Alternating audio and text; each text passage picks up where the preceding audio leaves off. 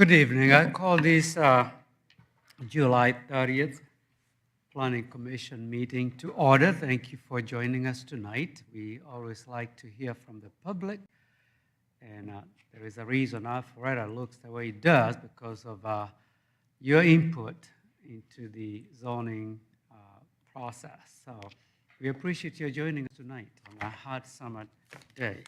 We only have one item tonight to consider, and the Planning Commission is a recommending board. We are appointed by council members. We facilitate a public process.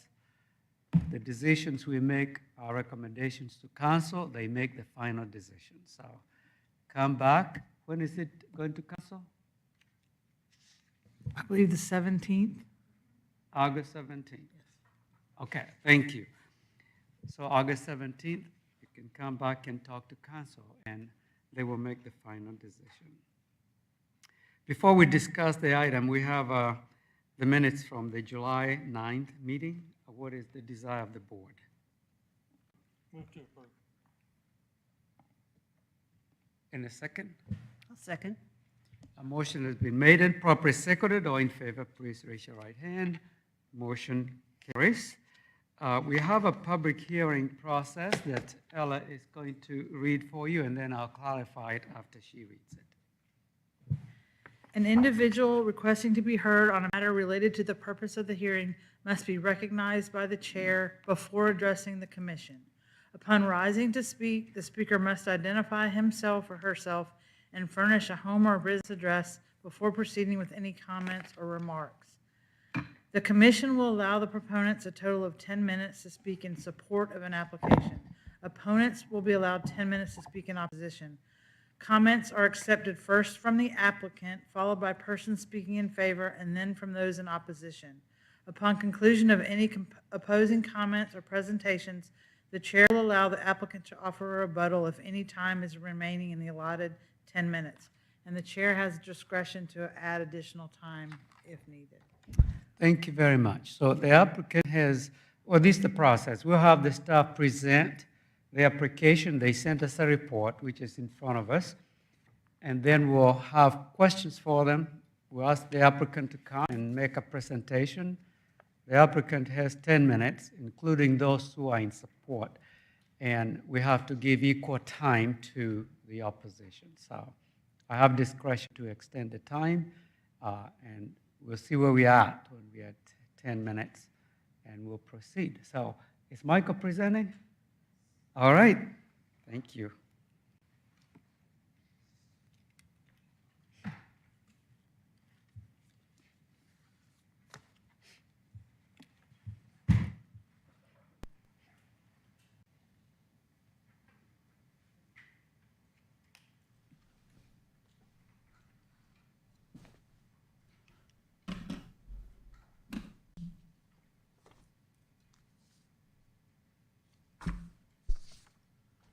Thank you, Chairman and Commissioners.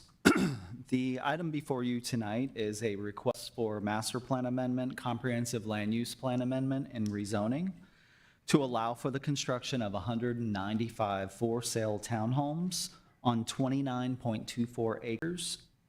Empire Communities proposes to develop the western half of the property, and Toll Brothers would develop the eastern half of the property. A master plan amendment is requested to the Camden Pond Master Plan to change the use of the property from office to residential. A comprehensive land use plan amendment is requested from professional business office to high-density residential, and a rezoning is requested from CUP Community Unit Plan to R10M, which is a dwelling for rent and for sale residential. This request, though, is for sale townhomes. And I have the location map on the overhead. This property is located at 3842 Old Milton Parkway. This is behind the intersection at Old Milton Parkway and Cotton Creek Entry. Cotton Creek Entry is directly across from the western curb cut for Brookside Parkway. The proposed residential density with this development would be 6.6 dwelling units per acre.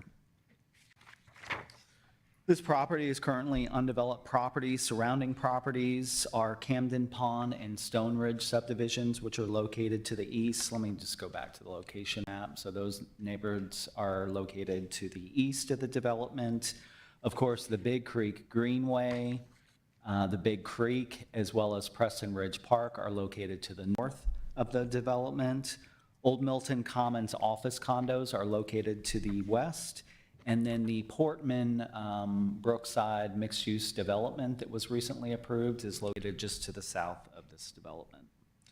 As I mentioned, this is Camden Pond Master Plan, also called Big Creek Landing. It was approved in 1984, and it allowed a mix of high-density residential, office, and commercial uses. Stone Ridge and Camden Pond condominiums were developed on the east side of the master plan. And then C2 general commercial uses were approved for the out parcels along Old Milton Parkway. And then the remainder of the property that you see here in the cross hatching is approved for O&I uses, office institutional uses. Show you the applicant's site plan here. So this is the applicant's proposed site development plan. Again, it's a 29-acre property, 195 total for-sale townhomes. As I mentioned, the western half of the property, so this is Cotton Creek entry, kind of bisects the development in half. So the western half would be developed by Empire.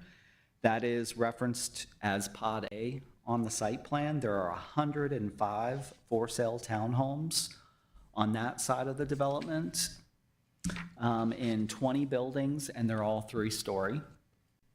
Of the 105, 33 are front-loaded and 72 are rear-loaded. The eastern half of the development would be developed by Toll Brothers. That is represented as Pod B on the site plan. That is a total of 90 for-sale townhomes and 17 3-story buildings. 64 of those units are rear-loaded, with 26 being front-loaded. Townhomes in both sides of the development will range from 20 to 24 feet wide. As I mentioned, this is adjacent to Big Creek, and so there are stream buffers and floodplain. You see that in the cross hatching here. None of the development encroaches on the floodplain or the stream buffers, so they are respecting those areas. Access to the site will continue through Cotton Creek entry, as well as 2 unsignalized driveways. And that's Cotton Mill Place and Waters Ferry Way.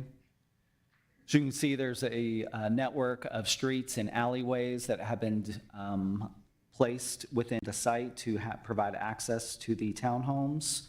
And then on the north and east side of the development, as a result of feedback that the applicant has received from the adjacent communities of Camden Pond and Stone Ridge, the applicant provided a greater setback in a tree save area along this property line. They provided a 60-foot building setback along this property line, as well as a 25-foot undisturbed tree save strip through that same area.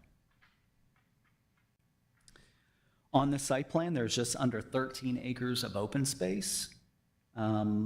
What would be required based on the zoning of the property would be 4.39 acres, or 15% of the site, so they well exceed the minimum open space requirement. In Pod A side of the development, the west side of the development, open space includes a clubhouse with pool, mail kiosk, common space, sidewalks, trail connection, and large open space areas. There is a trail connection and within Pod A that would be used for both sides of the development. This is an existing footpath that has been created by residents in the area trying to get up to the YMCA, and there is an existing bridge over Big Creek. The applicant has agreed to improve this trail connection, which would get folks over to the Big Creek Greenway, Preston Ridge Park, and the YMCA. And then on the Pod B side of things, they have a plaza, of course, and then the 60-foot strip of open space along the east and north sides. Of course, all amenities would be shared within the developments. The UDC requires 1 parking space for each bedroom, as well as a code-compliant driveway. UDC would require 585 parking spaces for the development. Of course, every townhome unit proposed within the development will have 2 side-by-side parking spaces within a garage, as well as 2 spaces on a code-compliant driveway. That would be a total of 780 parking spaces. So they well exceed this code's minimum requirements, but there's also an additional 56 guest spaces that are depicted throughout the development that would be in addition to the 780 provided. As I mentioned with the tree saves, take you to, and actually, let me just take you back real quick. This is just showing the trail connections. This is the trail connection going through the development, crossing the Big Creek, which would involve a bridge replacement, a pedestrian bridge replacement that the applicant would do, and it connects into this green line, which is the Big Creek Greenway.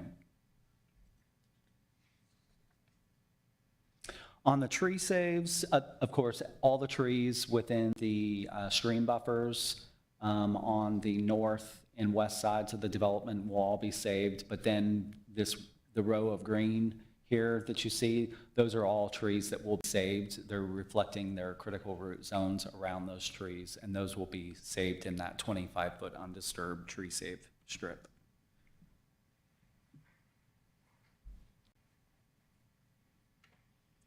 And then there are two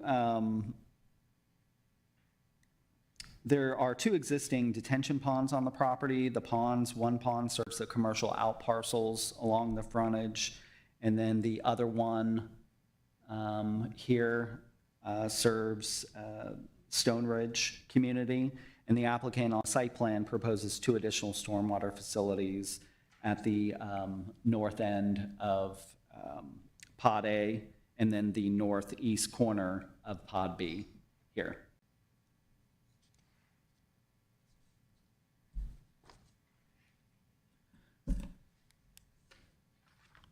There are a lot of renderings, and I'll let the applicant show those to you and explain those to you, but the applicant has spent a lot of time getting to a rendering or to renderings that staff was comfortable with. And you'll notice that the primary exterior material on these renderings are primarily a masonry product, brick or stone product. And they do have materials and details on all 4 sides. So I'll just quickly show you those. You'll see the chimney detail on the ends of buildings. Those will be on buildings that have sides visible from the street, and there's a condition that addresses that with a chimney exhibit that I'll show you. And this is just these are gonna just show you all sides of various building types. There's within each side of the development, Empire has, I believe, 3 different product types, and Toll Brothers has 3 different product types. There are a few elevations that will have some board and batten or siding details, but the primary material on all the exteriors is brick.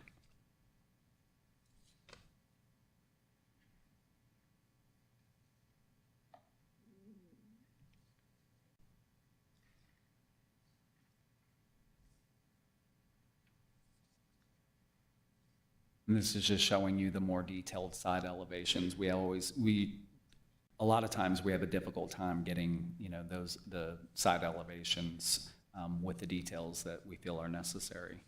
And then this is the chimney exhibit. So the pink, where you see a pink block, that represents where the building ends would have that chimney detail.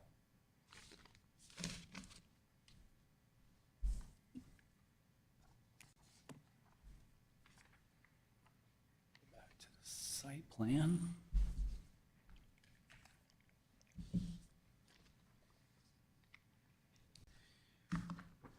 Of course, we looked at the traffic with the development. The applicant provided a trip generation report indicating that the townhome development would generate 100 AM peak hour trips and 103 PM peak hour trips. When you look at the office, the approval on the property currently, the property could handle up to 315,000 square feet of office. If office was developed, if residential is developed on the property as opposed to office, it would represent a 113% decrease in AM peak hour trips and a 105% decrease in PM peak hour trips. Residential is not going to generate as many trips as the office would. And a traffic impact study was also provided to the city. The applicant studied the three existing intersections at Cotton Creek Entry and then the two unsignalized driveways. The study concludes that no changes or improvements were recommended to the three study intersections. The results indicated that the study intersections would continue to operate at an overall acceptable level of service in the AM and PM peak hours.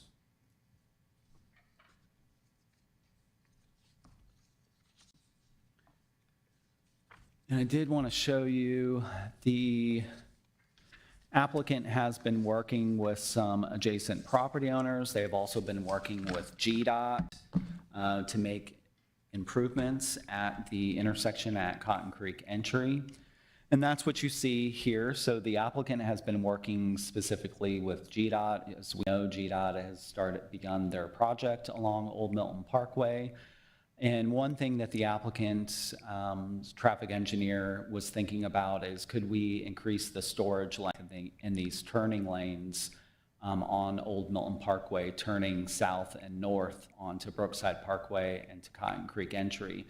I'm sorry, I said that wrong. Turning north onto Cotton Creek Entry and south into Brookside Parkway.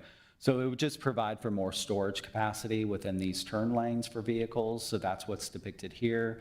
And then at the south end of the intersection at Brookside Parkway, as well as on Cotton Creek, they show new dedicated through lanes and turn lanes to provide more capacity at the intersection. In addition, the applicant had been working with Andy's Custard, who is right here. And so Andy's currently has a full access opening off of Cotton Creek Entry at this location. And what happens is cars stop here to turn in and they're waiting for other cars to pass, and then they stop and then they start queuing up into Old Milton Parkway. And so the applicant has worked with the owner of the Andy's Custard property, and the owner of Andy's Custard, I've been told, has agreed to a right-in, right-out at this location, which would resolve that backup scenario.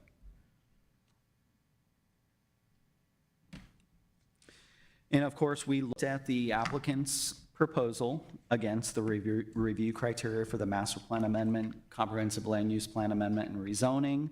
We believe the proposal is suitable given the development of adjacent and nearby properties, which include Stone Ridge and Camden Pond subdivisions, Preston Ridge Park, and the Big Creek Greenway.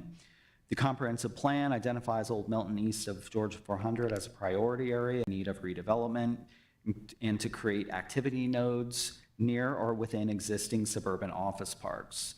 And of course, the city's jobs to housing ratio suggests a need for additional housing. The proposed residential development would generate significantly less traffic, as I mentioned, as it relates to the residential over office. And it is supported by over 12 acres of open space. Ultimately, we believe that the proposal would minimize impacts on public facilities and services. The applicant did provide a citizen participation report indicating that they had held several meetings with the adjacent HOAs and residents. Questions and comments that were brought up at those meetings included questions about price points, unit size, type, whether or not Cotton Creek Entry, the cul-de-sac, would be abandoned. Let me show you that real quick.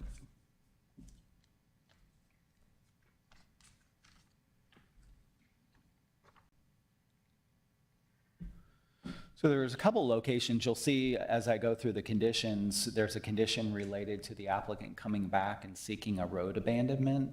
So that would be for this cul-de-sac dead end of Cotton Creek entry. It's only providing a place for people, kids to hang out, and who knows what they're doing back there. And I believe the neighbors are supportive of removing that cul-de-sac. Also, this area here and this area here, these corners were constructed as almost cul-de-sacs with a large radii here. And so the applicant is showing those squared off. So the applicant would need to seek a road abandonment to abandon that right away as well. Going back to the comments and concerns that the applicant received at their meetings, there were comments and concerns about erosion control, tree removal, traffic, use of amenities, impact to property values, trail connection, stormwater, landscape and buffering, development timing, impacts to wildlife and construction hours. Staff has also received similar correspondence from neighboring residents with similar concerns. And there were also similar concerns stated at the January 14th Community Zoning Information Meeting. With that, staff is recommending approval of the applicant's request subject to 25 conditions, and I'll go through those conditions quickly. Condition 1 is the site plan specific condition tying it to the 7/21/26 PEC site plan and rezoning the property to R10M. Condition 2 is the architecture and material condition tying it to the renderings that I showed you and referencing the chimney exhibit. Condition 3 limits the property to 195 for sale townhomes. Condition 4 allows the local streets and alleys that are depicted on the site plan and prescribes a streetscape for the local streets. Condition 5, sidewalks within the site shall connect to the public sidewalk on Old Milton Parkway, Cotton Creek Entry, Cotton Mill Place, White Zone Place, Waters Ferry Drive, and Waters Ferry Way. Condition 6 reinforces the 20-foot landscape strip requirement along Old Milton Parkway. And then the 10-foot landscape strip requirement along local streets. Condition 7 is the tree save condition tying them to their tree save plan. 8 is the open space condition tying them to the site plan depicting the open space. Condition 9 requires architectural facade treatment on retaining walls and terracing if the retaining walls are over 16 feet in height. Condition 10 says that the development shall not be gated except for there is an emergency gated condition right here. And that location, that curb cut is too close to this intersection here, so this must be gated. This is for emergency services only. Condition 11 is the required streetscape improvements along Old Milton Parkway. Also, there are sections, so with the GDOT project, the existing 5-foot sidewalk is not being upgraded to a larger sidewalk. That is not within GDOT's plans. There are sections of sidewalk that is just completely missing out here on the property and on adjacent properties, so connecting over to Camden Pond, for example. So we are asking the applicant in condition 11 to fill in the gaps where there's missing sidewalk. I'm sorry, that was with condition 12. Actually, my apologies, I was correct, it was condition 11. Condition 12 is an off-site sidewalk improvement adjacent to Andy's here. So there's a missing section of sidewalk there, asking the applicant to do that in exchange for impact fee credits. Condition 13, developer shall improve and enhance pedestrian crosswalk at the intersection of Old Milton Parkway and Cotton Creek Entry. With the Brookside Small Area Plan, we did have an enhanced crosswalks sections at this intersection, and so that is what that's referring to, that would be eligible for impact fee credits. Condition 14 is the requirement to dedicate public access easement for the trail connection. So this is that trail connection that goes up to Preston Ridge Park and the YMCA. And the typical requirements for that, requiring that trail connection be completed by the 25th CO within this development, and the HOA being responsible for the maintenance of the trail on the subject property. Condition 15 is the condition that I mentioned earlier, that the applicant shall seek approval of a road abandonment for that cul-de-sac and these cleaned up areas.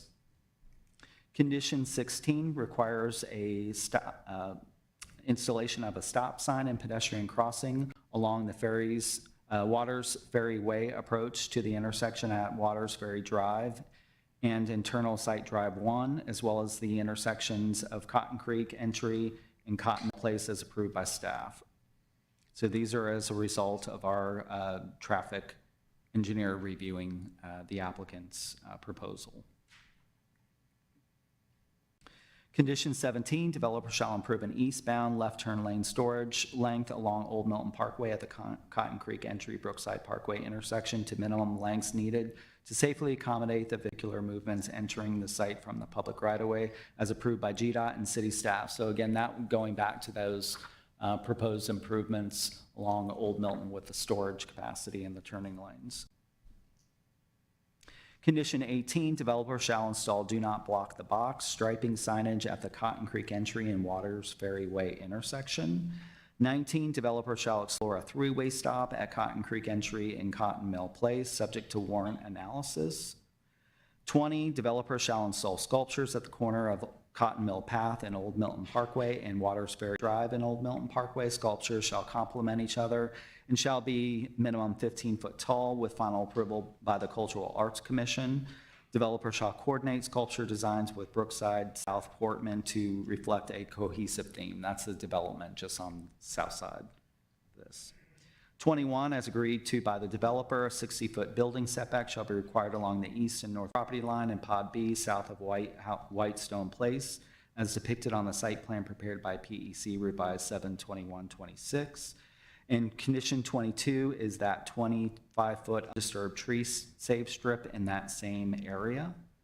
Condition 23, also agreed to by the developer in their communications with the adjacent HOAs. The HOA declaration and covenants shall include a requirement for dogs on leashes, noise limitations, and a requirement for trash receptacle screening. 24, again, as agreed to by the developer, lighting on the rear facade of the proposed homes abutting the eastern boundary of Pod B, south of Whitestone Place, shall be shielded to minimize light spillage on adjacent properties. And condition 25, no more than 10% of the residential units shall be permitted to be rented as reflected in the HOA's declaration and covenants. And that concludes the presentation. If you have questions, I'm happy to answer those. Thank you for your presentation, Michael. Any questions for Michael? Quite a few, Michael. First, the traffic study, I don't know if there's a way to speak to whether we have been able to study the impact to that lighted intersection additive to any traffic that will be added by Brookside. I would have to defer to the applicant's traffic engineer to answer that question. They are here this evening. Okay. Yep. Also, the trail connection to Big Creek Greenway, that is to be public? Yes. Yeah, the condition would require a public access easement. Okay. Generally speaking, I'm aware that every time I've seen an addition of public access trail connection, it's followed almost immediately by a request for parking by the public. And I assume in this case by non-residents and residents alike. Any provision for that? There is not in the condition, but certainly you could ask the applicant about that. There's potential for room for parking there. Okay. Additionally, I have not had a chance to observe the topographical changes. I assume that this property peaks several feet away from Old Milton Parkway. Does it come downhill towards the offices along Old Milton Parkway? I don't know the exact, I mean, basically, the property is sloping down towards Big Creek. Generally. But generally, but I don't know the answer to that question. The applicant may be a little bit more familiar with that and better answer Okay, answer 'cause that. obviously I was going to be concerned about increased runoff in the direction of Old Milton and those office buildings. Let's see. The 25-foot tree-safe strip. Having dealt with that issue personally, it sounds great until trees start to fall down. Is there any discussion about who would be responsible for addressing failing and/or fallen trees and possibly replacing any trees that go down? I mean, the standard rule about trees falling across property lines, I think would apply. There's nothing in the conditions that specify So that. nothing that maintains that strip. The maintenance of that strip would be the HOA. That would be common area on this property, and it would be the HOA's responsibility to maintain that area. Okay. Is there any way in which that can be stipulated somewhere? The tree save area be maintained? Certainly, you could add that within the condition related to that 25-foot tree save. It's condition number 22. Okay. If you want to put something in there. I think that we would understand it to be their responsibility, but we could certainly specify it within that condition. Again, based on some experience, it was a gray area that never got addressed. Yeah. The bridge over Big Creek, which you mentioned would need to be replaced, is that in the flood-prone area, and would there be some of the more stringent engineering requirements because of flooding? I would assume so. It's on city property, the bridge, and this would be done, it's an off-site improvement that would be done for impact fee credits. So there is the component of any kind of permitting or approvals that would be necessary for that. So I know the applicant had some concerns with that and what it looks like. So I think that was actually written into the condition. Okay. And last question for now. I didn't see anything about this. Will trash receptacles be communal or individual units? My understanding is that they're going to be individual. I think the issue that with the condition regarding trash receptacles was a result of communication between the applicant and the neighboring property. I think the folks in Camden Pond and possibly Stone Ridge felt like trash cans would be kept out from view from their internal streets, but then maybe kept behind the units and visible to them. And so that's why that condition was placed in there. It didn't have to do with whether they would have communal trash or individual trash. It's my understanding they would have individual. Okay. And my absolute last question this time. For the interior streets, street width is to be how wide curb to curb? The local street width, a local street right-of-way requirement is 50 feet. Typically, the paved width will vary somewhere between 25 to 28, just depending on the width of the two travel lanes. Where I'm going with this is street parking, Yes. which inevitably becomes an issue. Would this be amenable to street parking? Will this become an issue? I don't know the answer to that question. My guess is that the applicant will be able to answer that question. They'll know what the paved width is. I believe they would need a paved width, including curb, of at least 28 feet to allow parking on one side of the street. Okay, so that would be addressed at what point? At LDP. So there would be a requirement, if they didn't have a paved width of 28 feet, they would be required to place signage along those streets indicating no street parking. Okay. Thank you. I'll quit picking on you now. Hey, Michael, I had a question, and that, going back to number 22 on the 25 feet undisturbed tree save strip, what is the code on residential to residential and then residential to commercial? What is required there if it's a tree shade? So our code, residential to residential, does not require any undisturbed buffers. All our code would require along this common property line, residential to residential, is a 5-foot landscape strip. The applicant offered or agreed to provide the 20-foot 25-foot undisturbed tree save area to address concerns from the neighbors about, keep maintaining some screening between the two properties. And the other one, other question is, in the stormwater runoff retention or detention pond back there at the back, this is a pretty big property. I know that some of the comments have been in here about what's going on about potential for flooding, runoff, and things like that. Does the city or staff feel that that size of a detention pond is adequate for this size of a property? And is that the only one on there? So it's really up to the applicant at this point to create a concept site plan that that appropriately identifies space for their stormwater needs. So because they don't do the hydrology study at this time, that's what will determine the size of the pond that they would need for the development. So they haven't done that yet, but they've certainly would have run some preliminary numbers to determine the amount of space on the site plan that they needed to reserve for that type of facility.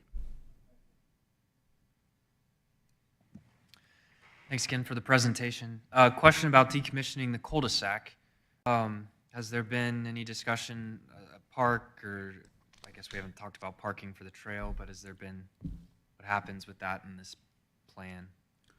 So the condition just says that the applicant would seek a road abandonment for this area and then the two smaller areas. It doesn't say what the applicant would necessarily do with that land. Commissioner Manley brought up a good point about potential for parking for the trail, and that certainly might be a location that makes sense for it, if that's something that the applicant felt would work within the development. But no, we don't assign that has to be used for X. And have they expressed, so there's the different pods, is this a phased project or is it generally all at one time? I'll let the applicant respond. Okay. I'm not sure exactly if they're both going to be going at the same time, developing at the same time, or if they'll be at different periods of time, but I'm sure they're going to be able to answer that for Okay, you. thanks. Yeah. Michael, thank you. How many additional parking spaces are they putting in over and above what we require? 56. They have 50. 56 guest spaces, and they're on both sides of the development. Not to mention that across the street, since we proved that zoning, there's going to be like a park and an entrance to the greenway. So the likelihood of somebody coming down Old Milton Parkway and saying, I'm going to pull into this place, and so I can walk on the greenway, there's probably easier places to access the greenway, including my own subdivision that accesses the greenway. And we've been around for 30-plus years, and I don't think we've had a problem. I'm sure there's probably more obvious locations for the public to park for the greenway. I definitely could see some concern with just the general public coming in here and parking. Obviously, it will be a public asset, and there will be a public easement there, so it will be available for public use. But certainly, I agree with your comments. As far as the sidewalk width, is 5 feet the GDOT, or is that our requirement? So the 5-foot sidewalk along Old Milton, that's what GDOT installed, way back when, and they're just, with this new road project that they're doing out there, they're not doing any upgrades to the existing sidewalk, so it just stays. And it's stays not the same. applicant's property to expand it anyway.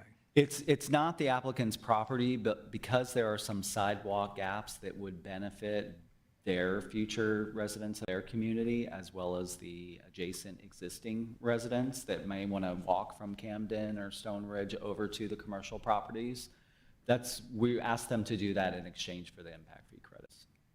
Thank you. Any other questions?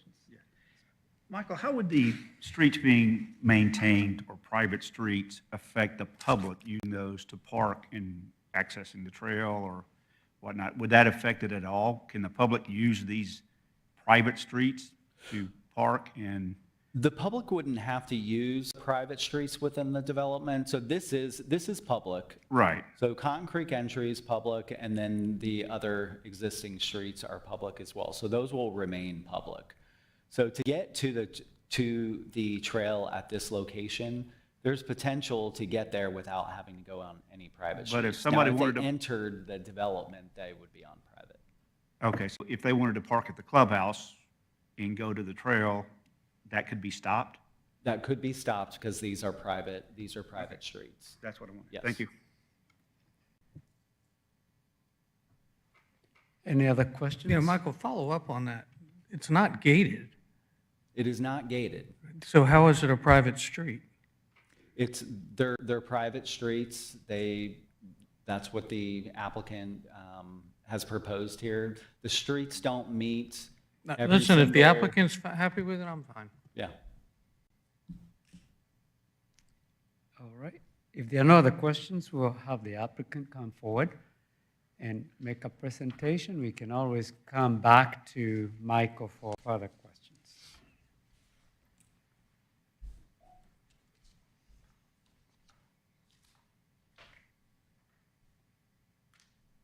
Go ahead and turn me on. I'm just going to go that way. All right, getting all set up. Good evening, Chairman, members of the commission. My name is Jessica Hill. My business address is 600 Peachtree Street, and I represent the applicant. I am joined tonight by several members of the project team, folks from Empire Homes, from Toll Brothers. We have our project civil engineer, Ken Wood, who you'll hear from in a few minutes, as well as traffic engineer and our landscape architect. So we have folks to answer all the questions. Mr. Woodman did a very, oh, he's over there now. He did a very thorough job, as usual, in his application presentation, but I'll highlight some additional aspects of the project. So, I'm using somebody else's computer. So this just over 29-acre property has been vacant since it was zoned as part of the 63-acre master plan in 1984. In the 1990s, the property was cleared. So that's why the roads that you see where we're abandoning portions of them, those roads were installed with the thought that this was going to be a future office and commercial development. That's what it's zoned for. It never came.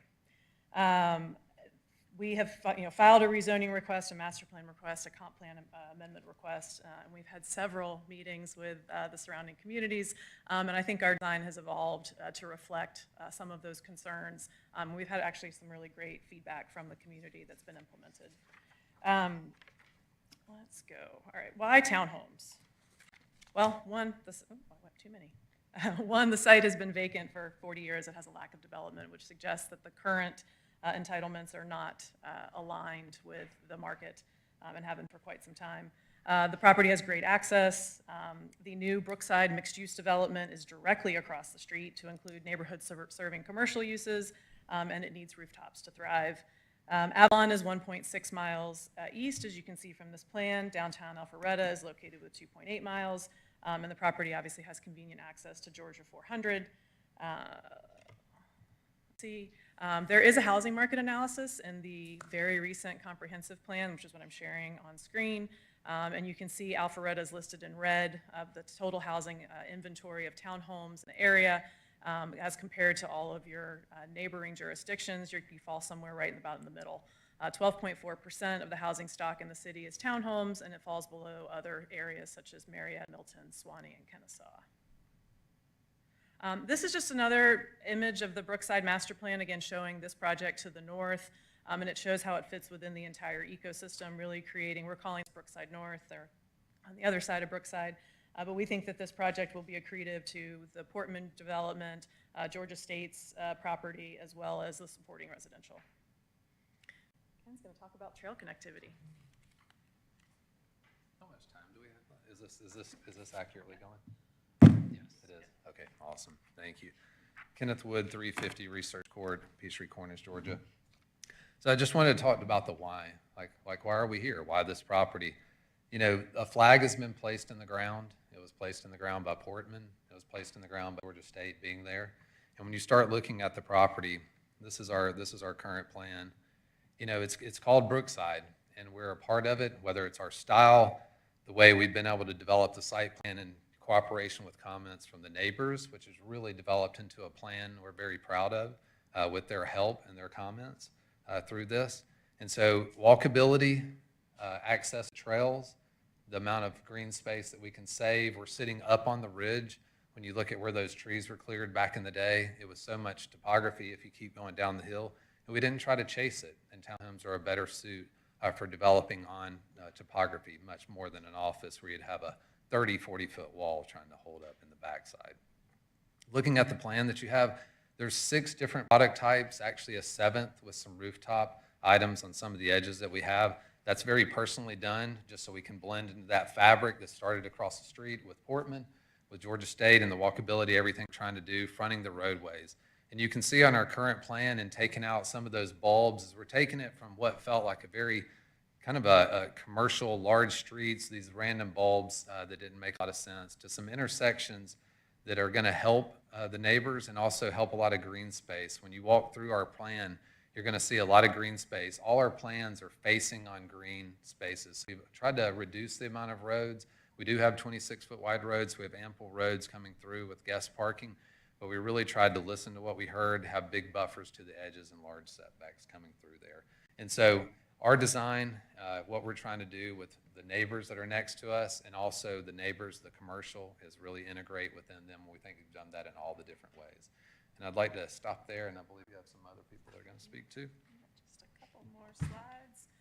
Just to touch quickly on traffic, as Mr. Woodman indicated, we did do a traffic study. It did include the Brookside DRI, the traffic from that, as well as background growth. So both have been accommodated, and it did not yield any improvements.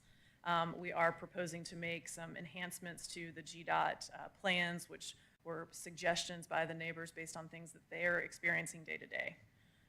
We do have a project construction timeline. I'm happy to share more about that with you, but the top in green is the GDOT improvement on the right-of-way, and the bottom in pink is the projected timeline for this project as far as delivering houses and selling them.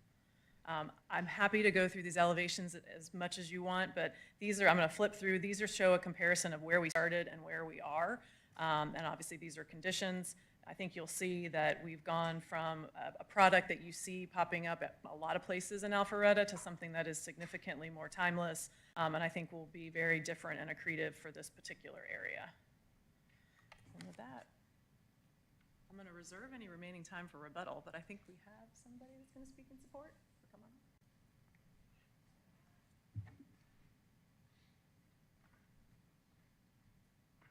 Francis, they have 4 minutes and 15 seconds, but we have 3 people who would like to speak in public in favor. Just want to Thank let you. Okay. My name is Beverly Wisnett. My address is 1105 Whitestone Ridge. I'm a member of the HOA board for Stone Ridge, for the Stone Ridge Townhouse community. We have some unique issues that we went into this with, mainly the cul-de-sac, which we've talked a lot about. We've had consistent problems with the cul-de-sac, with drug activity, car racing, bonfires, you name it. It's been a real thorn in our side from the beginning and really doesn't do any good for the community. Our biggest issue, of course, was the retention pond. The retention pond, our property line goes through the retention pond. We own a small sliver of it, and the rest of it is on the Janet Gothe's land, which is, it's odd, but that's the way it was done. We've met with the builders several times. They've listened to our concerns and our suggestions. Changes have been made to the development based on some of our suggestions. And Empire is working with us on the proposal to abandon the cul-de-sac, because we really want to be able to do that. And particularly if it can be turned into green space. Because of the cooperation shown by the developers, Stone Ridge is in favor of the proposed developments. That's it. Any questions for the, we have I haven't opened the public comment yet. Right. Have to get questions from the board first. If any, and then I open the meeting for public comment. Any questions for the applicants from the board? I assume there are questions. Does she want her time?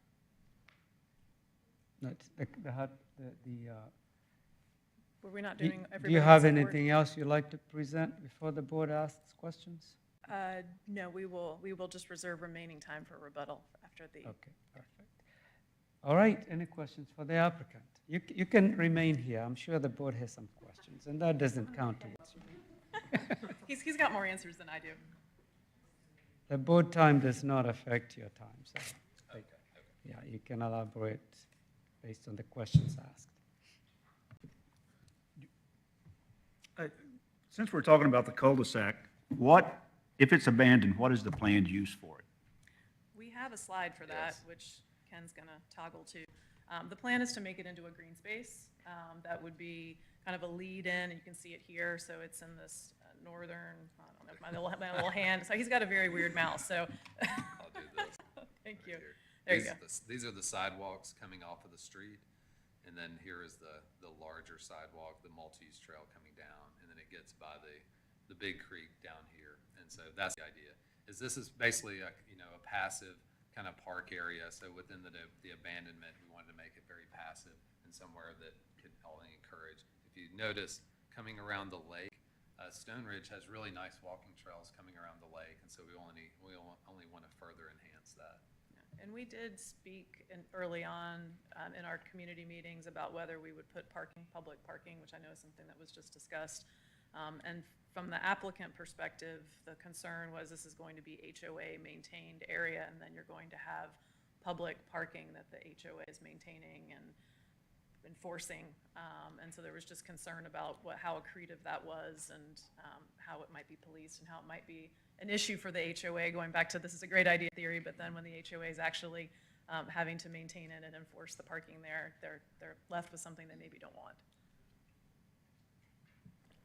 I had a question for you on the, back to the cul-de-sac then. If you were able to get it, transfer ownership, for example, I don't want to say condemn, but transfer ownership, your intention would be generally to dig it up and fill it in with dirt and then make it a green space?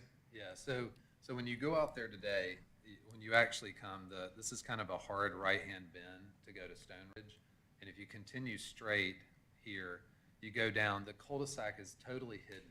It almost sits behind a steep ridge. If you've been out there, it's amazingly hidden back there. And so the idea is for us to pull up the pavement, bring in landscaping, bring in some type of like a pergola cabana that would be here, finish the trail, have another little loop trail, and bring in landscaping and make it a passive area. If that came to be, would there ever be a fence behind those houses that are indicated, right there? At this area? Or is that just or they just have an open backyard as an So- example? So right now, at least, we're talking about keeping it open. There is an elevation there that's hard to see on this plan, but when you actually are out there, there's a grade drop that occurs right here that drops down, and so they would be overlooking that area. So I don't know if a fencing has been decided, for that. It could be placed there, but it wouldn't be totally needed. I mean, it's really kind of going up the hill from it. Do you have a topographic map I believe you I can do. share? We have a lot of maps. If there's something I don't have, I'm going to be shocked. Here we go. Let me zoom in on it. If you can share the topography, just in general, towards Big Creek, Right. how the site is contoured for those who may not be able to understand the contours. That's right. So from the slope, basically this is the high point on the site that you can see there. This is going to become more level with Cotton Creek entry coming here, and then as it slopes down. What's not seen on the plans, we did submit it to Jill as part of the package that Michael has. What's not really seen on here is we have multiple green infrastructure throughout what's called RRB today, the runoff reduction volume ponds through there. So we have multiple places where we're slowing down water. And then we also have the larger pond at the top. And then there's also the existing lake. We're talking with the HOA there about making sure we maintain it and bring it up to new standards. So we have multiple layers of protections from the creek coming down for that topography, as well as we're able to step the townhomes down. The way it's zoned today, you just have to plop a building and a giant wall, and it would be much more destructive. So we're just trying to, you can kind of sit here, you know, where it gets really steep, we're trying to just stay up on this ridge with our townhomes and not drop down that steeper slope. And we've been able to look at grading plans and verify what we're talking about. If I missed it, pardon me, is there a signal at Old Milton? Yes, sir. Okay. There's one today, and then we have our Abdul is also here to talk about opportunities for improvement with GDOT that we're able to do through conversations with neighbors. Okay, coming back briefly to the cul-de-sac that is destined to become a green space. Not so much a question, but a comment, based on some experience in my own community. We have a lot of green space that is considered private, is maintained by our HOA, however, is easily found. Just a comment, be prepared for the notion that this green space will again become a gathering place for people that you don't necessarily want gathering there. So that would beg for some measures to be put in place, perhaps to assist the HOA starting out, security, surveillance cameras, flock cameras, whatever would work. But point is, a heads up, that will be an issue for them. It's a great comment. One thing that helps us, because this was a conversation that we've had, is, you know, with the trail being here, and it's really kind of a, if you know, you know that the trail is back there to get there. The other thing too, with now having homes that kind of overlook it, there's an existing policing. This is all kind of hidden here with the foliage right now. And so the hope here is once we're able to bring this in, bring it up to landscaping, that there's more, you know, policing through the HOA. But I totally get it that people will find it, and you're going to have to do that. And so it's a great comment that we can note. Follow-up comment, the policing the HOA amounts to pulling their hair out. Yes, yes, for sure. Thanks.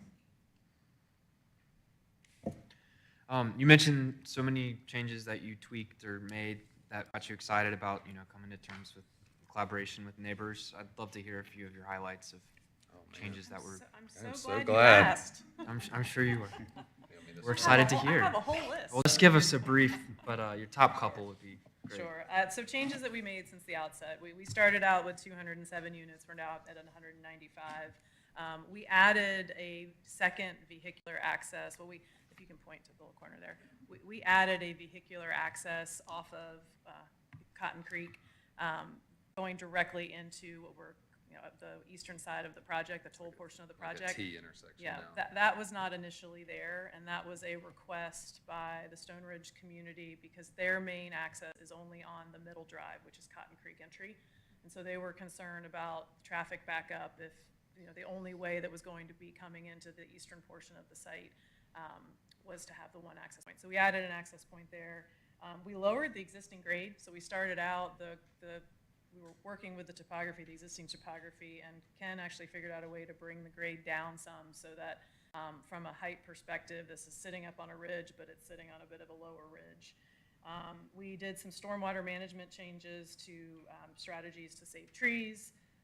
We have a concept landscape plan with various deciduous and evergreen materials. We added more central open spaces. We added the sidewalk connection on Old Milton Parkway to Camden Way, which is the conditions. We are extending the left turn lane off on Old Milton Parkway onto Cotton Creek entry. That was something that was expressed as a concern about queuing to get into the left. Just for everybody's benefit, the entry on Cotton Creek entry is the only entry point into Stone Ridge. That's how they get in and out. That's their only access.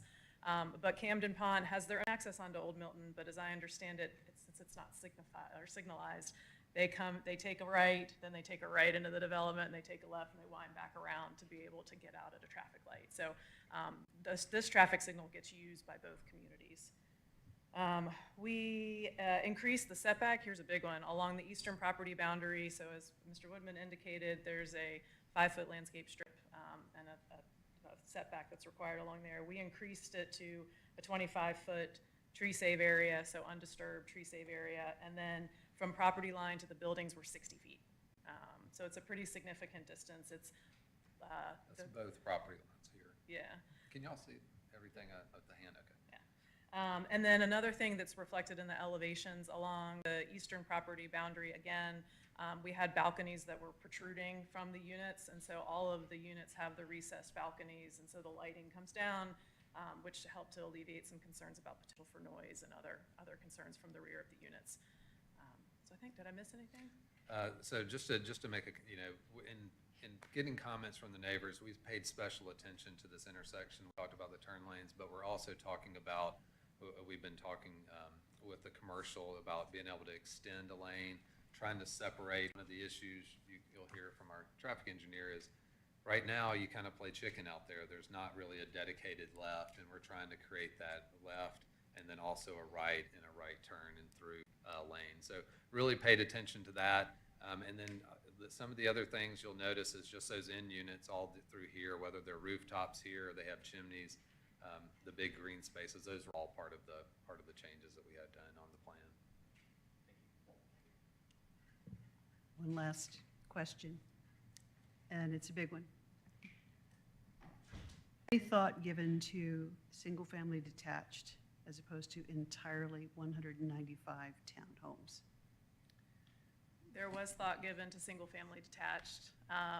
There's a variety of reasons why this makes more sense. I mean, obviously, there's an economic reason. The land has a price. It's zoned for commercial and office use, and so from a translation into single-family homes, the numbers, they just don't work. I know, yeah, I'll get when you think about just the location itself, having single-family homes fronting on Old Milton, almost adjacent to 400, also just from a planning perspective, doesn't make the most sense. From a topography perspective, as Ken was mentioning, it's very difficult to build single-family homes with the topography. I mean, it just, the whole project. Also, if you look at this as Brookside North and Brookside to the south, it would be incongruent with what's around. If you're looking at the aerial we have here, you see we've got the car wash and Andy's Frozen Custard are the two commercial uses along the frontage, and then you've got townhomes, and then it transitions into condos and townhomes. So having a single family nest in there would also, from a land use planning perspective, be a little awkward. We're the lowest density. Yeah. I was going to ask that question a different way, but you answered it. Any other questions before I open these for public? I have a question for Michael. Okay, Does you that you go can back do in? that All when right, we great. turn it over to the board. All right, there are no further questions for you at this time. The board can always come back and ask additional questions. I'm going to open the meeting up for public comments, and we start with those in favor.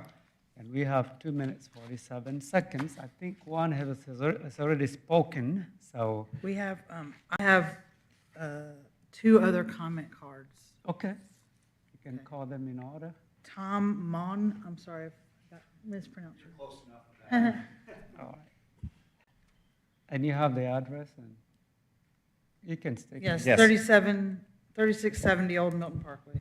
Yes, Tom Mowney. I'm the property owner at 3670 Old Milton Parkway, occupied by Andy's Frozen Custard, as well as the property owner for the Valvoline Instant Oil Change. Initially, I want to speak to the current condition of the site. Between the road abandonment with the cul-de-sacs, as well as just the current condition with the trees. We deal with homeless encampments regularly on this hill behind us. So for us to see something that is actually going to turn this into an opportunity for people to live there legally is really nice to see. Additionally, we've met with the developer multiple times on the site to talk through concerns that I've had personally, that I can say that Valvoline has had as well. And for us to talk through and see those things addressed and feel heard was certainly meaningful to us. As an example, we had concerns, as well as I believe the current townhomes behind us have concerns about Cotton Creek entry and cars coming south to Old Milton Parkway.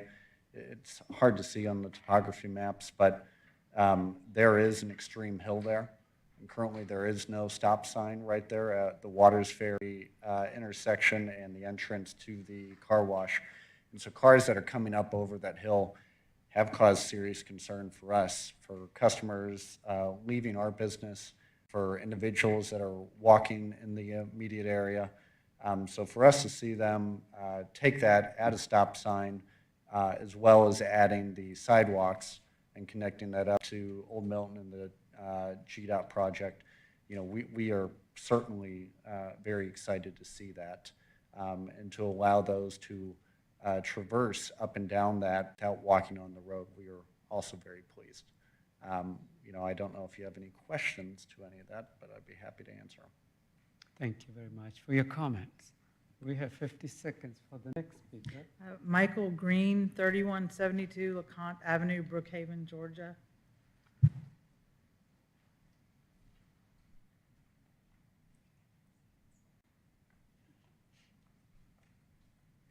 Hello, everyone. I represent Portman, the developer for across the street. Jessica mentioned this earlier, but having the homes near us, especially somebody that can walk to some of the retail shops that we're trying to set a high standard for, is a meaningful difference to us. It is part of the actual conversations we're having with tenants right now about leasing those spaces. So therefore, we're in support of the Empire and Toll team. Thank you. Thank you very much. All right, anyone else in favor?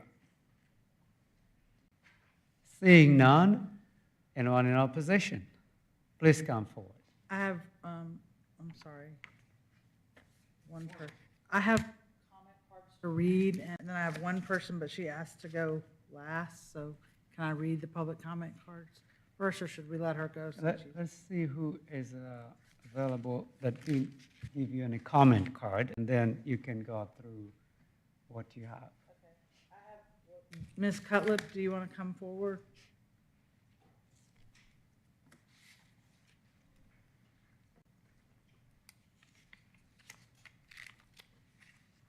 My name is Darlene Cutlip. I'm the president of the board at Camden One, and I live at 3025 Camden Way. Can you move the microphone a little closer to you?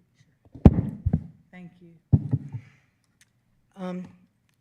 As I'm representing the board as a whole, but we have not taken a stance as a board per se, but have had several discussions regarding the development, and the majority of the board have attended all 4 meetings with Empire and Toll Brothers Construction, in addition to the initial meet and greet here.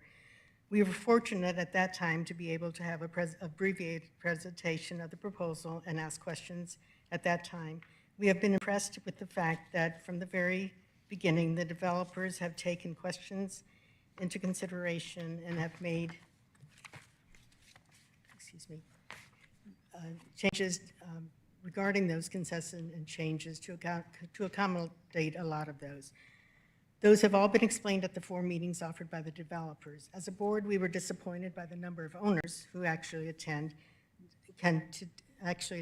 to get more accurate information on what has been circulated throughout the community, which did not accurately portray information and answers that were provided to the attendees at the meetings, and it placed unrealistic expectations on the developers that were not in the scope of their representative duties. Although the board has not taken a stance, we have had several discussions pertaining to the development. I think all of our residents would prefer that nothing be developed in that parcel, but we are in agreement that given the possibilities of an office park or other businesses as presently zoned, and if there would materialize, we wouldn't have any opportunity to voice opinions or ask for concessions or changes, and we could possibly be faced with development and parking areas that could possibly encroach further towards our property. That all being said, the major objections that we have still been hearing from by the owners to the development remains regarding the traffic as issues of increased congestion and with limited egress and ingress in the tree save area. I do want to express again the appreciation the board has for the developer in listening and taking our questions and concerns. I myself am in approval of the development and feel overall it will increase the values of our properties. Ma'am, what was your name again? Darlene Cutlip, Cutlip? Cutlip as in Paul. Thank you.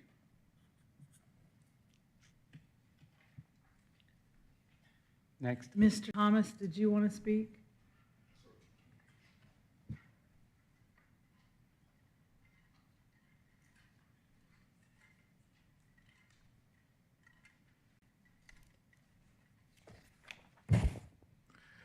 Good evening, Mr. Chairman, fellow commissioners, and staff. My name is Raymond Thomas. I am a owner. Can you give us your address, please? Address is 5047 Avalon Drive, Alpharetta, Georgia. I am an owner of over 30 years in this development. I currently do not live there. My mom. You can actually step back a little bit. The mic is very loud. We can hear you. Sorry. You're doing fine. Okay. Yes, so I currently do not actually live in the property, but my mother lives there. And like I said, I've been a owner for over 33 years. I came to this meeting somewhat neutral, and after listening, I am now, instead of opposed, I am now in favor of this rezoning to R10. From what I understand from other property owners, many of the objections relate to traffic. I've been involved in zoning, not in this county, but in Cobb County and Gwinnett County for many, many years. And there's no shortage of objections to rezoning applications due to traffic. But I'm here to tell you, if you live in Atlanta, traffic is going to be an issue any and everywhere you go, including Gwinnett County and Cobb County. And so here's why I now support this rezoning application. Number one, trail connectivity. Number two, sustenance of the existing tree area. I think that was a huge, at least in my mind, a huge concession by the developer in this case. And not only saving the trees, but the amount of width in terms of 25-foot buffer and a 60-foot setback. So those are huge in my mind. Number three, quality construction and design details. Number four, this, as one gentleman said before me, will have a positive impact on the surrounding properties and property values. Number six, when I read the staff report and also the traffic report, I was really surprised of the positive trip generation impacts that this development is going to have on the community. And lastly, without question, this property will be, or this proposed development will be compatible with surrounding residential developments, including the brand new development that's just south of Camden Pond. So I support it. Thank you. All right. We have an unusual circumstance where we had somebody who was going to speak against speaking in favor. So what I'm going to do is he spoke for 3 minutes and 10 seconds, and I'm going to credit that back to the applicant. So you have more time for rebuttal. Next person. I have some emails to read, public comment cards from people who weren't able to attend the meeting tonight. Before Unless that, there's is there anybody else in the audience who would like to speak against? I see no one, so you can read them. Okay. First one is Charles Srour, Srour, 3066 Camden Way. My name is Charles Sauer. I'm an adjacent property owner at 3066 Camden Way. I'm here to discuss compatibility between our 4-year-old, 2-story Camden Pond community and the proposed development. Camden Pond has 95 condominiums. Only 4 units have 3 bedrooms. All others have 2 bedrooms.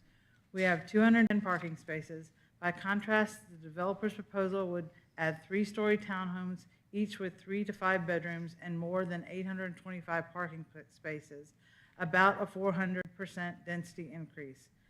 Clear cutting the 40-year-old tree canopy beyond the 25-foot preserved buffer, including trees up to 100 feet tall, and then replanting 14-foot evergreens and placing 3-story higher density occupancy townhomes directly along our property line creates an unacceptable height and massing mismatch with our 2-story buildings. Our biggest concerns are nighttime indoor lighting impacts radiating from 3rd floor unit windows and noise impacts into Camden Pond bedrooms. We request the following 2 conditions: a step down 2-story buildings along the Camden Pond property line, or an increase from 60-foot to 100-foot combined transitional zone no-build area from the property line. And then it just asks, will the planning commission include binding written conditions reflecting either a 2-story building step down along the Camden Pond property line or a 100-foot transitional no-build zone from the property line so the final approval is enforceable. Next, you ready for next? Then I have Anna Marie Marin of 3066 Camden Way. My name is Anna Marie Marin, and I'm an adjacent property owner at 3066 Camden Way in Camden Pond. I'm here to raise serious traffic and pedestrian safety concerns that all Camden Pond unit owners would face. The second ZZIM staff report shows residents must use Cotton Mill and Cotton Creek entry to travel east on Old Milton Parkway, where limited sight distance problems already exist due to terrain and grade. The proposed development will increase pedestrian and auto collision risk with a high density greater than 800 vehicles in parentheses and up to 101 children from school bus stops, plus pedestrians to and from nearby stores. Key danger points include a completely blind turn onto Cotton Mill Place, Knox Gate emergency access and driveway number 4 in parentheses, and limited sight distance at intersection with Cotton Creek entry from both a descending grade right side and a crest vertical curve left side. Current traffic is already strained spring, summer, and autumn, and the developer's single-day winter study does not reflect typical 9-month heavy traffic or address all limited sight distance and grade terrain issues. We request the following conditions: permanently block off the current Knox Gate emergency vehicle road, reposition driveway number 4 to enter Cotton Mill Place from the north, not the east, and make it the emergency vehicle access road, require an independent city-selected traffic engineering consultant to perform limited sight distance field verification, supplemental seasonal multi-day counts, including school bus peaks and turn movement intersection analysis. And number 4, advance the rezoning only if a 3-way stop is approved and confirmed, not assumed, and safety is verifiably met, including safe sight distance, requiring mitigation conditions, or denial deferral until fixed.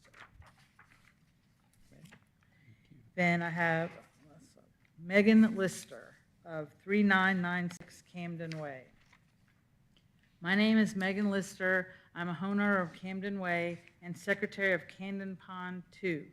The concerns I present are pedestrian safety and accessibility. The roads of Cotton Creek Entry, Cotton Mill Place, and Cotton Creek Circle provide access for a few things. These are the existing retail spaces, entry and exiting for Stone Ridge residents, and potentially access to the greenway as proposed by the applicants. While this development claims to increase walkability, the reality is that locals don't feel safe when walking alongside Old Milton Parkway. In particular, using present crosswalks to cross Old Milton Parkway or competing with motorists exiting off of the road at high speeds. The blind turns at Cotton Mill Place and Blind Hill on Cotton Creek Entry present significant concern. The Insurance Institute for Highway Safety and the CDC both have statistics indicating substantial risks of pedestrian deaths or injury in such areas with adjacent commercial real estate space, multi-lane roads, and speed limits of 30 miles or higher. The IIHS found speeds of 20 miles per hour to still pose high risk of moderate or serious injury. Regardless of vehicle height, higher speeds are associated with increased risk of injuries at all severities. Median height vehicles, and especially median height pickups, pose the largest threat to pedestrians, especially children. This data suggests that the proposed greenway access point would not be safely accessible for any neighboring communities on foot. We request a larger buffer of 100-foot minimum between Camden Pond and Toll Brothers. This would be the location of a standalone or supplemental trail open to the public and starting at Old Milton Parkway public sidewalks to connect with the cul-de-sac of Cotton Creek Entry. A small connecting path for Camden Pond residents to this trail would also be desired. That's all I have. That's all. We have 1 minute and 30 seconds left. Anyone else? Last call. I'm going to close public comment at this time and ask the applicant to come forward. Has the applicant seen those comments yet? Yes, just, All right, thank you. I'll pull this back up.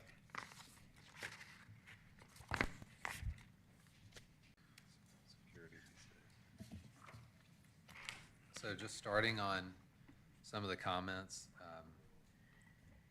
kind of looking at them and kind of going in a specific order. Some of the questions were about the tree canopy that Mr. Charles had brought up, the property line height, the two-story buildings.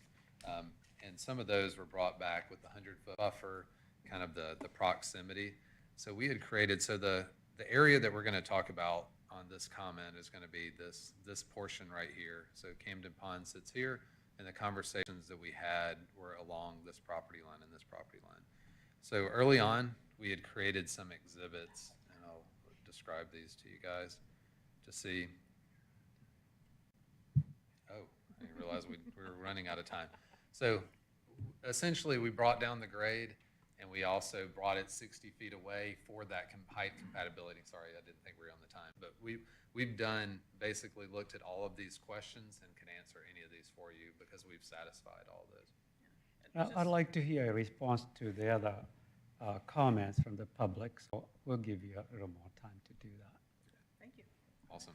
So locating these, and a couple of these, like as far as the site plan, this portion of the site plan has not been updated, but we've created these sections for the meeting. And so the current site plan now, this is all 60 feet all the way down. You can kind of see where we were. We had units much closer to the property line. Originally, when we first came in, since it was a 5 feet, and then 10 feet for the setback, our initial plan was closer to 30 feet from the property line, and that's where we're close to the 207 units.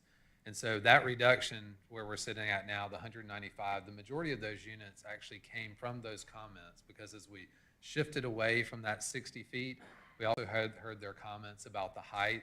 And so in response to that, we lowered the grade. When we first came in, you can see what this is now. This is a section between Camden over here on the left and our units over here. And you can see with the distance between the two now, with the 60 feet, the perception is not going to be what it is. And we lowered that grade actually for that in particular instance. So that was the comment that we got, and we responded in that manner. And then that further related to the rear deck. And so they were talking about, well, there's also going to be a rear deck sticking out, and that's when Toll made the change to bring the deck inside the unit, kind of further enhancing that, and then talking about the lighting that's in the zoning condition for that. The question about the 100-foot tall trees. So we've been out there. If you walk through the site, and just to kind of bring everybody back to where we are for the current site plan. Just wait for it.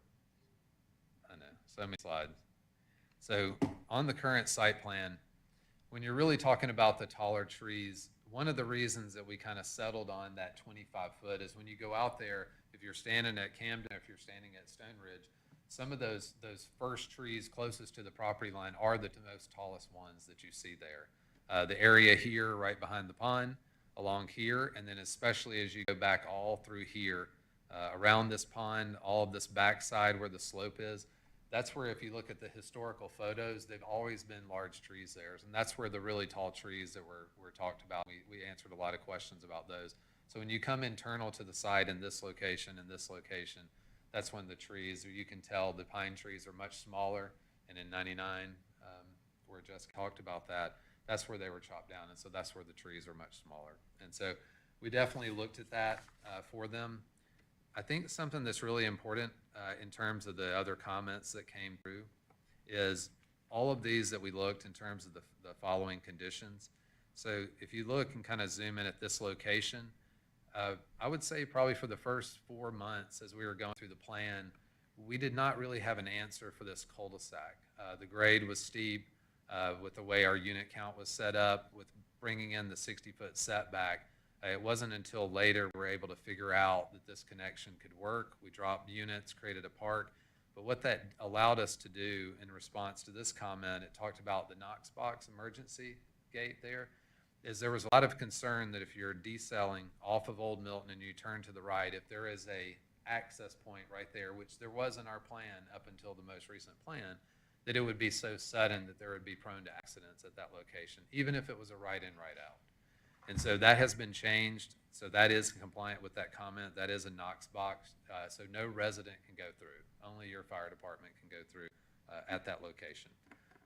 It also talked about the repositioning of the driveway. That's what you see there with that, basically that dead end that's there that has been repositioned at that location. We also did basically site distance profiles from down here looking up. We have met with the city. I know George is not here, but we did come in and meet with Brian and talk about this three-way intersection, and that appeared to be fine and something much needed. The speeds down here are much slower, but people come up the hill pretty fast or come down the hill, and so this will become a three-way stop at this intersection. And we did site distance profiles to show we can cut down the grade and be able to provide visibility for that, that you're looking at those turning movements. And I know Abdul is here, but beside the counts that we did, Georgia DOT also has counts that they did throughout the entire year in terms of what we looked at. So our traffic study is solid in the way we looked at it from this. I think the only other thing that we had on this one was the mitigation about that. And so what we heard from the city, we feel good about that three-way would be something that would be approved. It would be part of the LDP though, if approved. The other things that we have on here, and I know Jessica's got a couple on this one for these, the sidewalks were discussed on here, or the lack of connectivity within that is what we heard within that comment that was brought up. And so when you really look at it today, from the first CZIM meeting, there was actually a young man, and he was from Camden, and he talked about being able to get on his bike or be able to walk, and said that it's disjointed. And kind of that was the comment that led us to talking about, and now we have the condition that we will make that connection there. And so when you go out there, in the future, there would be a connection all across the front.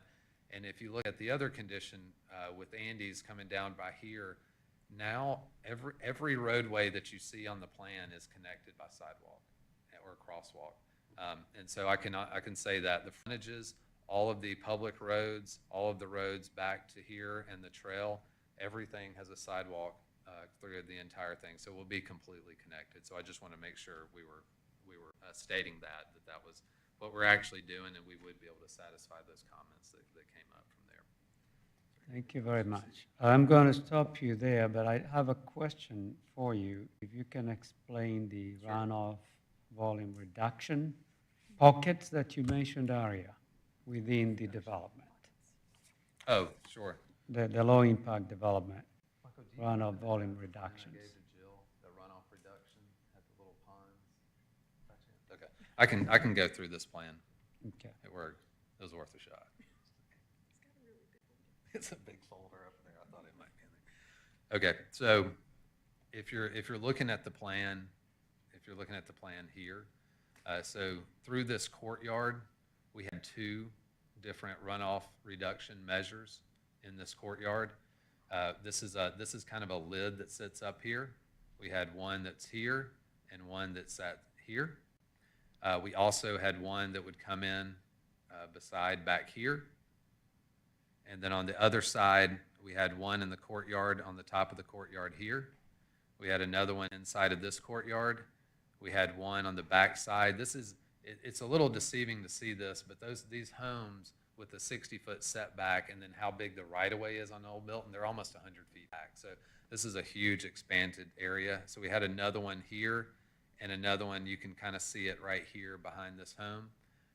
Then we also have the pond. So all of these are going to work in conjunction before it gets to the pond. And then all of these would work in conjunction before it gets to this pond and discharge. So those are all green infrastructure that we would have to infiltrate without even discharging into the system. Thank you. Thank you. All right. Do you have a question? All right. Thank you very much. I want to appreciate the way you managed your time, your presentation. That was very well done. And I think we got a lot of information within a very short time period. Yes, sir. Yes, sir. I'm going to open this up to the board for discussion and no emotion. And I will start by asking Michael a question. Actually, probably more than one question. You probably don't need all that, but just in case others ask you more questions.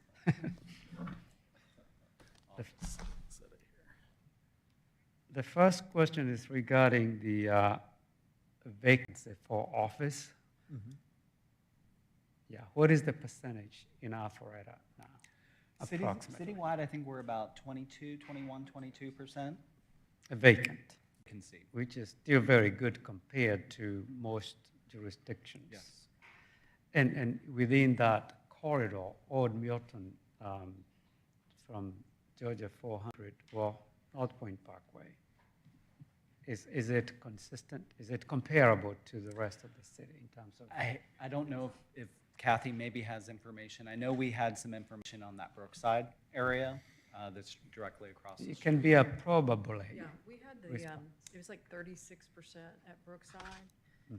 And then, of course, we went forward with the redevelopment, the mixed use with Portman. So, of course, we think that's going to lower. Right now, our highest vacancies are around the North Point area for office. The Great Oaks area, I think, is 38%. North Point's around 25%.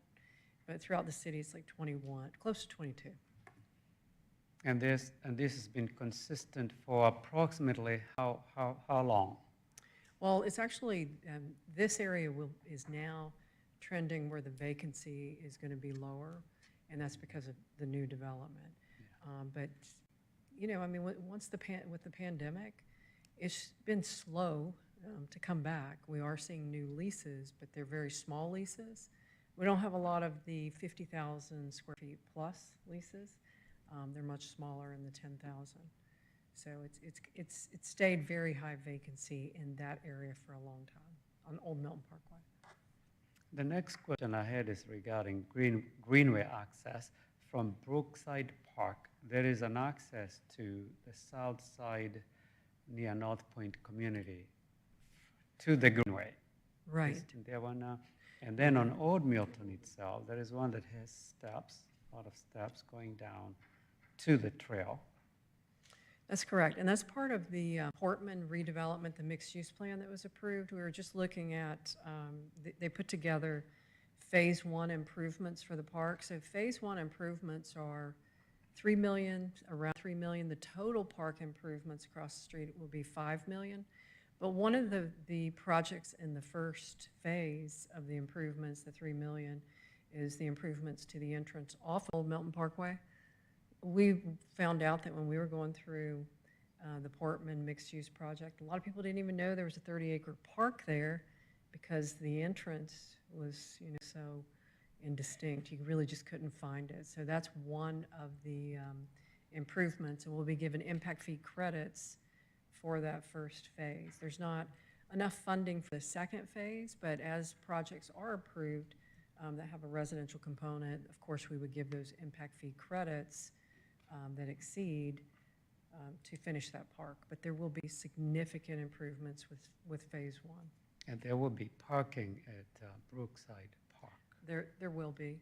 And of course, Georgia State is there too. I mean, so the school is there. I think sometimes people now park at the school and get on the trail. But with phase two, if it's, when there's funding for phase two, those trails are located behind Georgia State, and so they would be extended, lit. People ask about improvements such as clearing some of the debris, because it's kind of grown up right now. So there would be some improvements. Now, I think there was a concern regarding crossing from the other side of Old Milton to this new Greenway access. Can there be some type of control for pedestrians? I know it's not the best way for a road like that, but they can access the trail. That's why I was going with this, on the other side through Brookside Park. They don't have to cross the street. And I think, are you talking about the entrance to the park itself, or the entrance, the intersection with, at Brookside? I think they had some improvements shown to the intersection, and that is exactly what they were talking about, something that would make it better for pedestrians, because when Michael and I had reached out, we were working on the Brookside plan several years ago, we heard from so many on the north side of the street that said we would come over to the Brookside area if it was easier to get across the street. We would bike over there, use some of the restaurants if it was easier to access. So we've been working on improvements that would create that experience. We're actually adding another access which will not have any steps on the trail from this development. For most trail, the way I see it, it's going to be used by the residents within that area. There's not going to be much parking away from where people can see you park before they get on the trail. And I'm not concerned about people just driving in there and standing on the trail. They can do that now on the Greenway itself from multiple locations. And we agree. We didn't recommend parking at that area, the cul-de-sac, so we also agree. I'm sure you heard this question. I was going to ask it, but you asked it about single-family detached and townhomes. Did you have considerations for that? And did you ask that question? And what are your thoughts about it? We did ask the question, and the developer said that only the townhomes would be feasible at this location. But when we're looking at homes, of course, we see, detached, very similar to attached. Both of those, of course, it's just what does, the customer want to buy? Because we do see a lot of people going into the townhome versus the detached because they don't want to have a lot of outside yard responsibility. Plus with housing costs, it's of course, it can be cheaper, not with the elevations, of course, that they're proposing. They will be higher end, but didn't have a concern. We also look at what are surrounding types of housing. There's a lot of townhomes, so it's similar. I mean, a lot of times when you're looking at zoning, you want to put in something that's similar to the surrounding properties. So we felt like it was a similar use that would work in this area. And we see them throughout the city, of course, because in downtown, anywhere where there's walkability, that is something that we're trying to encourage. You would have, residential components where it's in a walkable area, especially an area that has access to so many parks and a greenway system. So when you look at changing an office zoning to allow residential, the first thing we're looking at, is this a good place for people to live? Is it a place where they have access to parks and trails? So in this particular area, they do, and especially across the street too, with what's coming with the improvements. Would you, Mike, and this is the last thing I'm going to ask you, explain to the audience and those who might be watching the LDP process that's related to stormwater rate increase? Yeah, so the LDP or land disturbance permit process, so if this project was approved by city council, most likely the next step in the process with the city will be the land disturbance permit. That is where they will submit their site plan for approval. That will also include their stormwater plans. Of course, with stormwater, you'll have your hydrology study. That is part of the LDP review. That will determine the appropriate stormwater facility to serve this development.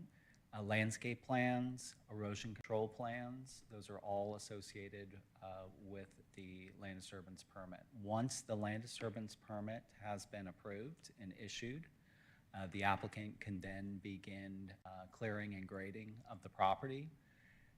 And once they have their infrastructure installed, they can do a final plat and then start submitting for their individual building permits for the townhome buildings. Thank you.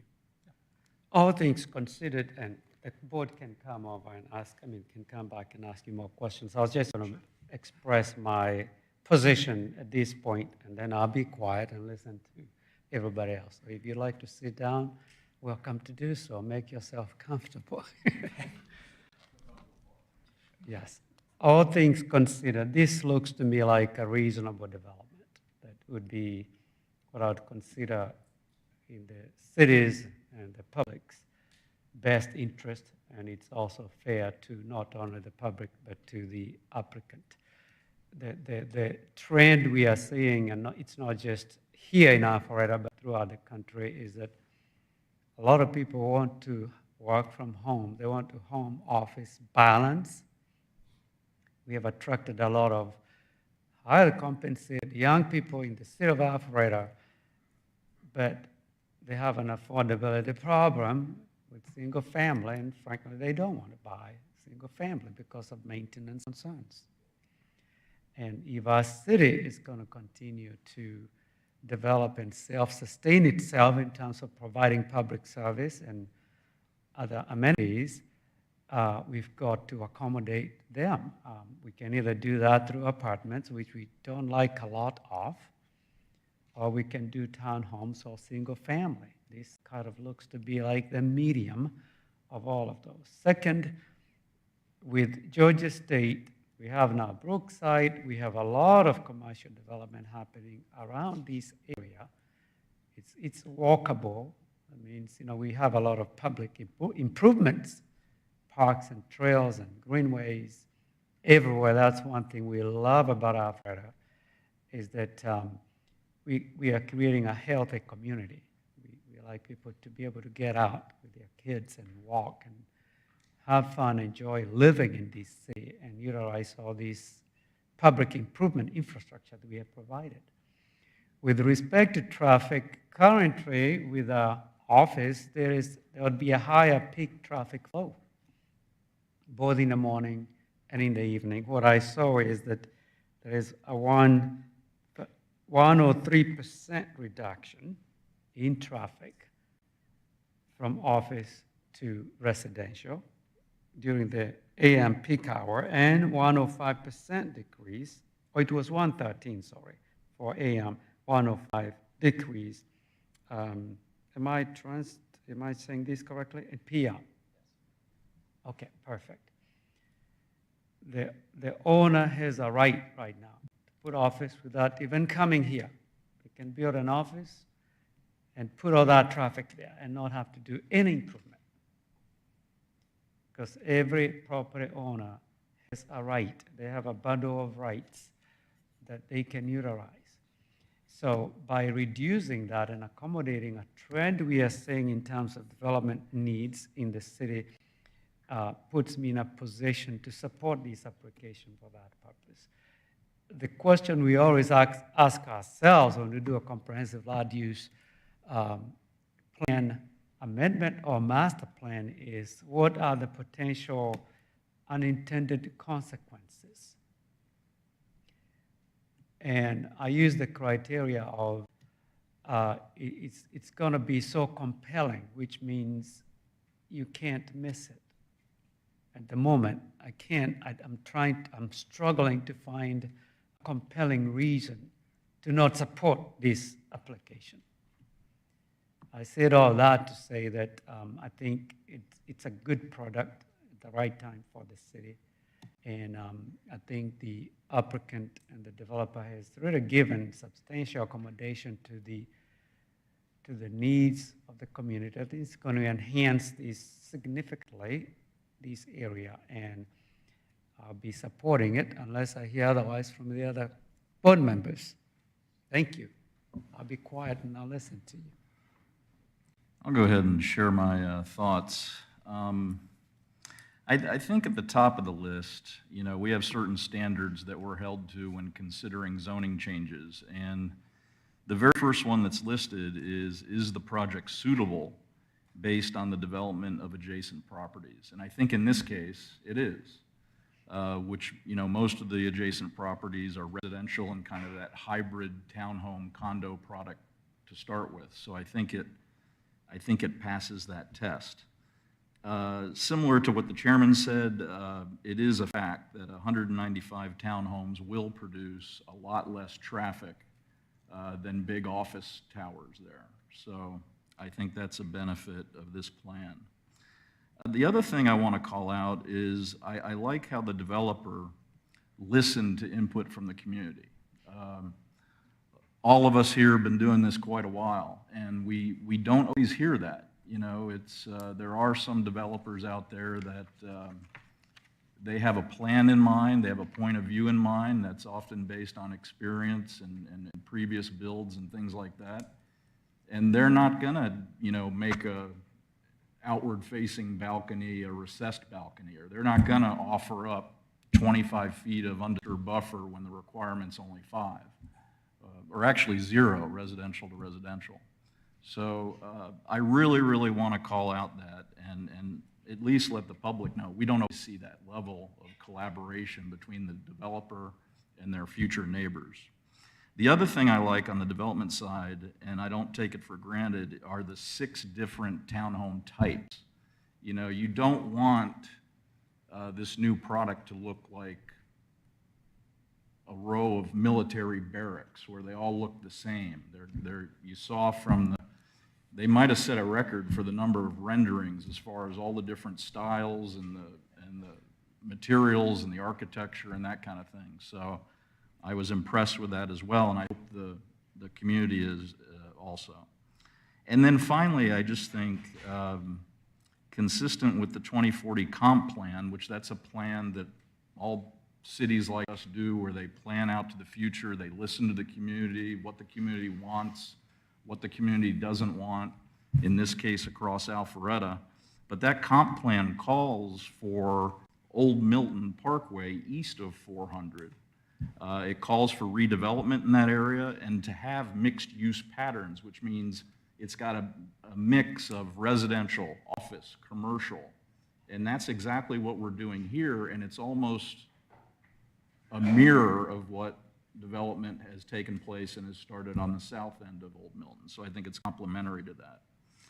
So for those reasons, I'm in a position to support this. I want to hear what my fellow commissioners say, but that's my point of view. It's okay. Michael? Your turn. You sure? I was hoping we would have a motion, but since we're not yet, I will add on to the comments. You can offer one after the comment, if you like. I can? Yeah, we can still discuss. Okay. I think I am more familiar with not the neighbors from both subdivisions bordering it. One is because I've lived in my house over 30 years. I live in Parkbrook. And we had the Webbs property that was between us and the other subdivision. The Webbs have owned the property at that time for over 100 years. And yeah, we enjoyed the trees. There's no question. Could have probably done without all the deer, but we live with that. And Scott Lipp, I really appreciate where you're coming from. We wanted the same thing.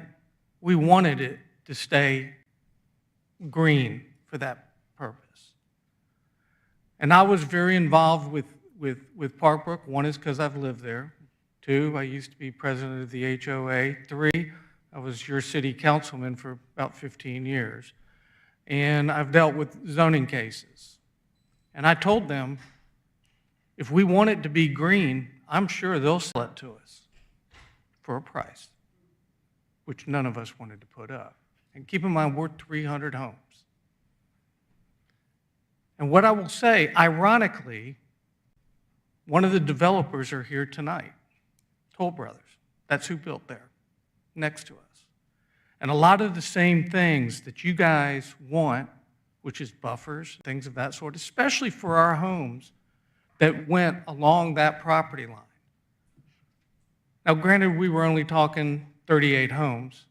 However, there are 38 homes that probably started at $1.2 million. They were big homes. And we had people in our neighborhood, like several of you have been in there since the beginning. What I will tell you from a Toll Brothers standpoint is they have done everything they've told us they would do. Has there been some minor problems, some minor drainage issues? Yeah, but they're quick to try to fix it.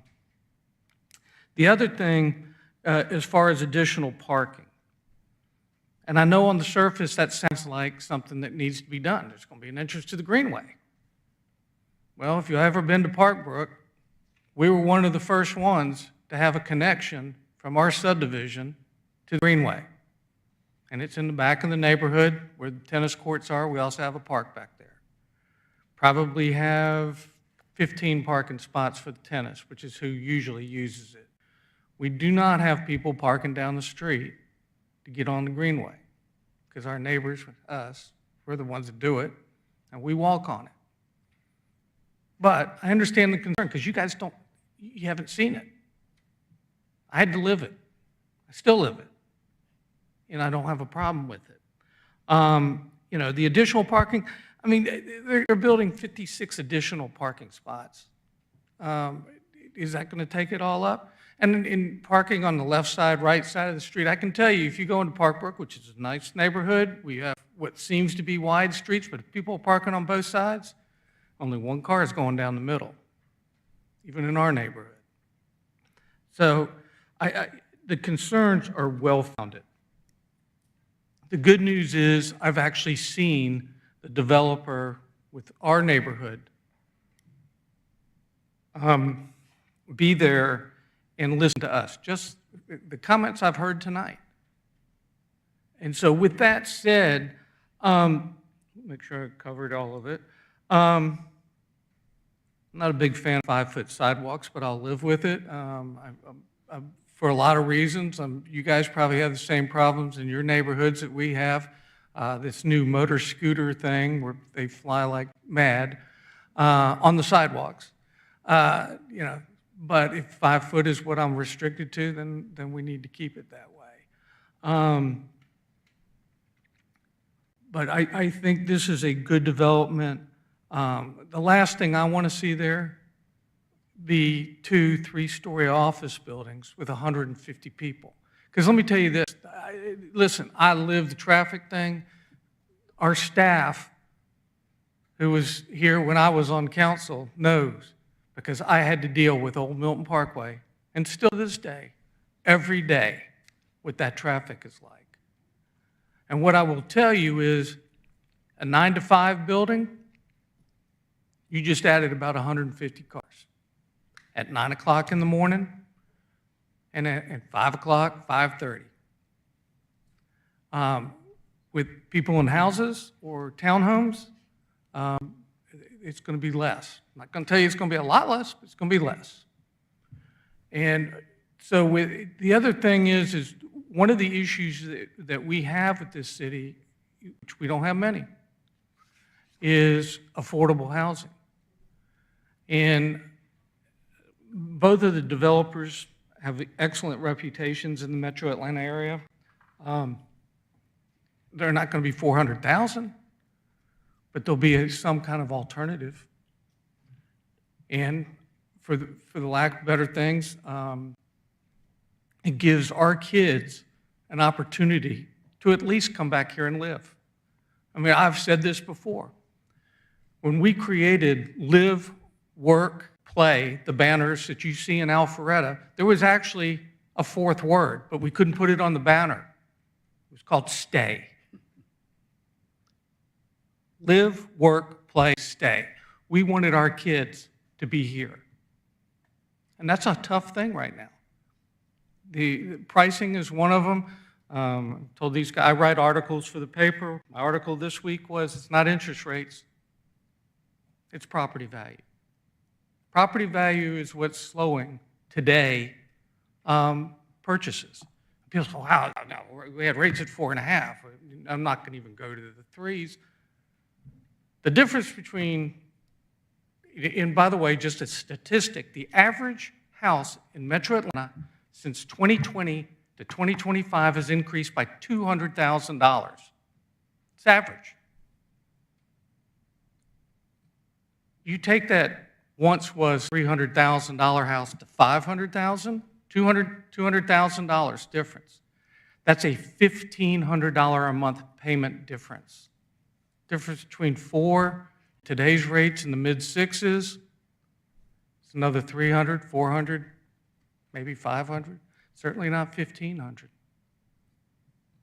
So any time that we can encourage owner-occupied housing, or I shouldn't say that because people rent houses out. For owned housing, there's all kinds of statistics on that as well. It makes our community better. It certainly makes our education better. And what you'll find with owner-occupied or for-owned homes, less crime. So you said I can make a motion? Well, Yes.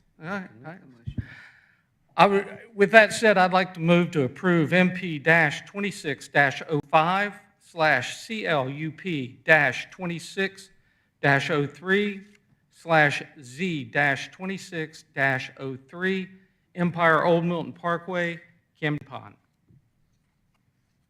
With staff conditions. Second.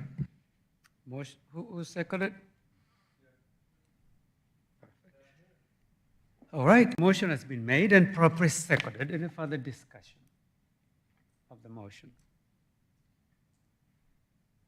Hearing none, all in favor, please raise your right hand. Opposed? No.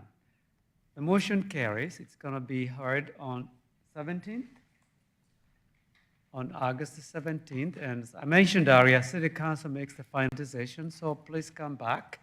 And we facilitated the process, and we recommend they approve. They make that final decision. Thank you very much for coming. The meeting is adjourned.